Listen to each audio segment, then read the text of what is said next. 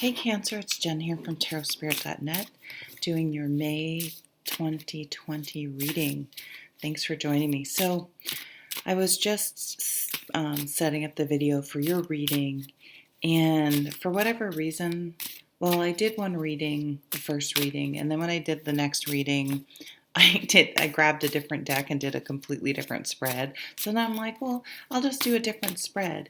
But now I'm like, well, I don't really have any other spreads. Now I feel like I'm forcing myself to make up spreads. And then I'm like, well, why can't I just go back and do the same? Like, why am I, because these are just arbitrary things I am putting upon myself. This is my fucking channel. I can whatever cards I want. Like, there's no rules. So I was going through my head, and then I thought, well, maybe this is something that Cancer is going to be able to relate to. Maybe I'm feeling their energy, because I was kind of just like, what am I doing? Why am I conforming? Why am I yielding? Why am I and it isn't like, it isn't anything like someone's trying to force you to do something. It's really more an internal thing. Like, why do I hold myself to this crazy workout standard? Why do I hold myself to these arbitrary, it's kind of like eating breakfast food at night or dinner food in the morning. There is literally, I mean, who knows? Maybe it comes out of some scientific thing, but I'm pretty sure people have been eating this shit way before there are any clinical research studies telling you what to eat when. And I'm pretty sure fatty bacon and pancakes and gravy is not scientifically nutritious, but whatever, maybe. But yet we stick to these things, right? I can't, it's breakfast. I can't have a sandwich. I can't have a salad, you know? So I feel like you're really going to be challenging yourself more, especially on things where I feel like you're really hard on yourself. And it isn't that, it's like you have to get over, it's not that I want to let myself go, but is my workout, for example, it's just an example, kind of like obsessive, kind of has it tipped to this almost fear-based, like I have to work out, I have to work out. So it's not saying that you shouldn't work out. It's saying examine what that panic, desperation, I don't know, what's there's a word. What is driving that intensity? So, because it's something where, like, if I don't do it, and I don't think it's anything like drinking or anything. I think it's almost something that is sort of good for you, but if I don't work out, I feel horrible. Like, it's too tied to you, your identity, your well-being. And it's just like it's something that needs to be examined and relaxed, because whatever that root is, affects lots of other spots. And I think it's creating a lot of anxiety and stress, whereas a lot of people who are in just as good shape, we're just going to go with the workout regimen, they just don't have that yet. I don't know, I hope that made sense. So the bottom of the deck is interesting. It's looking at your childhood, which it really is the root to everything, no matter how wonderful our parents are. Dr. Shafali, she's like, yeah, we all screw up our kids. I screw up my kids every day. But it's trying to, whatever. It's like a rite of passage. So this is to maybe examine, it's something that's rooted in your childhood. I love this card. This card is so interesting because it's this sweet, sweet, simple, innocent card. The card of the simple things in life. And I think we're getting a bit of a taste of this now, potentially. Like I'm putting puzzles together. I find myself just going outside. I mean, I go outside a lot anyway, but just kind of going outside and enjoying the outside. I don't know. Although it's snowing on April 22nd in Vermont, so that can stop. But that's the way it is. The simple to me and it's nostalgia. For me, this card is really all about simplifying and realizing that, and I think we're being shown this right now. If you don't have your health and the people you care most about, what do you have? Like, that is the most important thing. Our loved ones, and whether that's your family or your uh, chosen family, you call it, like your friends or whatever. I have some people in my life that are, well, I'm adopted, so no one in my life is my biological family except for my son. But so I have a different view on family than the average person because of that, I would think. But appreciating the simple things and trying to let all that pressure and the expectations that are just below the surface driving your anxiety, but you don't quite realize where they're coming from. Learning to let that stuff go. You guys got such a clear message. Eight of Wands. This is this is something you've wanted to do. So, for example, if you wanted a new job, you've already put the resumes out there. If you want to move, you're already looking for it. If you want to start a new career, go back to school, like you've applied, you've done all these things. But what I think is sort of funny about the Eight of Wands is this is saying, okay, this is happening. Like what you've wanted is happening. And our crazy human minds tend to go, it's like if you're crushing over someone and all of a sudden you find out they're into you, you're like, but do I really like them? Are they? And then our ego gets in. What will our friends think? Do other people think they're cute? We're just such idiots, aren't we? And this is, okay, I got the job. Oh, shit, now, like, it's happening too fast, and we can self-sabotage ourselves in these situations because it feels like it's coming out of nowhere. But if you really look at it, it's like, no, I applied for this job. I went on the interview, and now I'm getting it.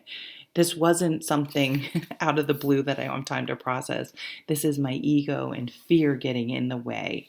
And so you just have to be mindful and yep, okay, I recognize you, ego, trying to make this scary, but it's fine. And I'm just going to go ahead and do it and be excited about it and acknowledge you and push you away. Ace of Swords, the truth. So this is the ultimate card of cutting away all that emotional. I've told the story to a bunch of them, but I think it's just so interesting.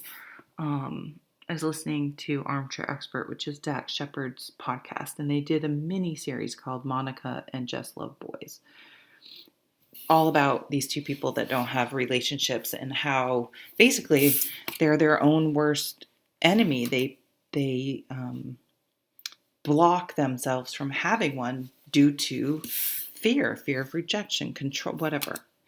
All those things that the ego does to us.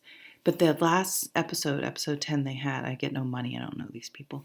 They had Kristen Bell, who's Dak's wife, on.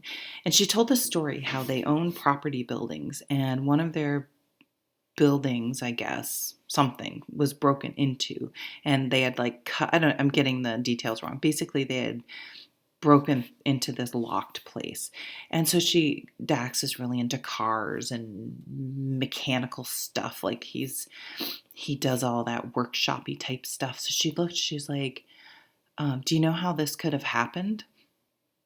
And he instantly was like, Kristen doesn't think I'm protecting her, that I am doing a good job. He had this whole backstory. And so he got pissed. But they have this amazing relationship because they've done so much therapy where they talked, okay, wait, why are you mad?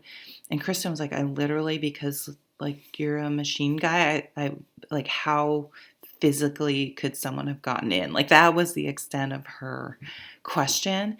And he took it to this whole um, his whole emotional backstory and insecurities and all that stuff, and interjected them into something that wasn't there. So just think about that. We do that every day in every interaction with every person we come into contact with, and they're doing the same thing. It's no wonder we haven't killed each other. But I don't know how anyone stays together. But this, to me, the whole point of that was this Ace of Swords is like, I need to cut, you can't get rid of your past and all that stuff, but I am going to consciously recognize that most of how I'm reacting to a situation is my backstory, that devil on my shoulder, and most of how the other people I come into contact with are reacting and interacting with me is all about them. And it's just like sort of mind blowing, and it's so hard to do. But this Ace of Swords cuts away all that other stuff and just gets to what's really important, right? Here we're back to the simple things in life. Ooh, look at this. Yeah. So this is overburdened with pressure and that driving force behind you. What is that driving force telling you whatever you're doing is not enough? It's enough. It's not only enough, you're overburdened. It's time when this card comes up to drop everything, not the kitty. Drop everything and look at all those things you're carrying, those burdens, those responsibilities, those voices in your head pushing you, telling you it's never enough. Look at all those and then say, okay, well, this one's my job, so I'm going to pick that one up because I like to eat and have shelter. This one's my car payment, and I absolutely need my car payment to get to my job. That one's my house. And then that one is what's really important to me. And then all the other things need to just stay on the ground.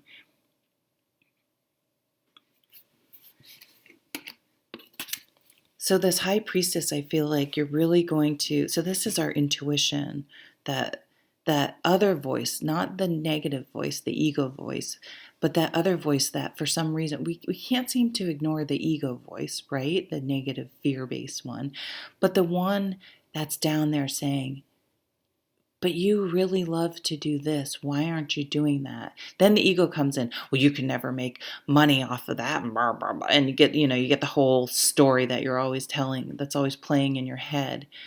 So if we can learn to quiet to that, so meditation might be helpful for you guys. Quiet that and then listen to this one. It tells us everything we need to know.